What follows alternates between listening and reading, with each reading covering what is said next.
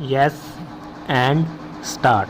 Sir, I strongly oppose the statutory resolution moved by the Honorable Home Minister to approve the continuance in force of Article 356. This is an article which has an anti-federal and anti-democratic character. No other constitution in the world is having this painful clause except Pakistan. If you go through the constitution of the United States, Canada, Australia, and Switzerland, you will find that no federal government is having the right to remove state governments. Unfortunately, our founding fathers have incorporated this clause in our constitution. Sir, the Government of India Act 1935 also deals with taking the powers of the states as well as taking the power of the government at the center. The British government during their period incorporated two sections in the act for taking the powers of both the governments, but our founding fathers conveniently for the comfort of the center have incorporated the clause to take the state government under the control of the president. The Act of 1935 was opposed by the Congress Party because of these two sections which assign the power to the governor and the governor general to take the control of state and federal governments respectively. The Act of 1935 was opposed by saying that it was a black act. The principle of taking over the state government was opposed during the freedom struggle, but unfortunately it is now abundantly followed by our government. That is why I am to say that I am basically opposed to that article and I register my protest against the article itself. Sir, we know well that in the past this has been utilized not in the interest of the nation, not for protecting democracy, not for protecting the federal principle, but rather to protect the interests of the party at the center, either Congress or Janta. This article has been utilized only for the benefit of the party, not for national interest. Now the question arises whether this article has been properly utilized in the case of Kashmir or not.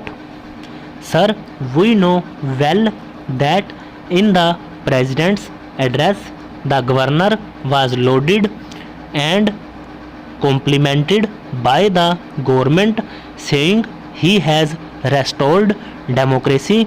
The situation has improved.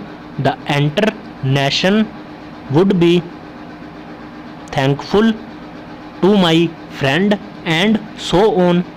After some time, the Congress party is not in a position to tolerate the government of my friend, so it removed the said government from power by utilizing Article 356, but at the same time it did not dissolve the assembly.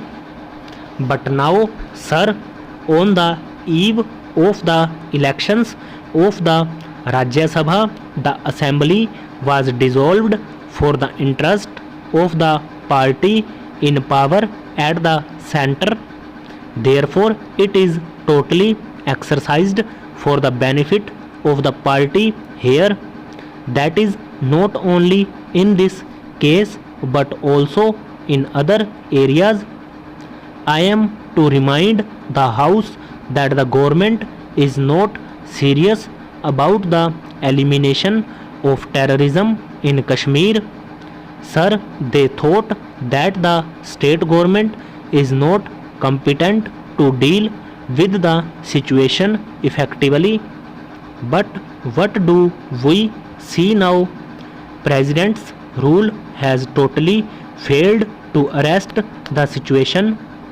Rather, it has escalated during the period of President's rule. Sir, for the last 1 year it has been reported in the press more than 2000 people have been killed by the terrorists. Since January alone, 750 innocent people have been killed by the terrorists. What steps have been taken by the government? What steps have been taken by the concerned authorities in Kashmir? This has been allowed to continue.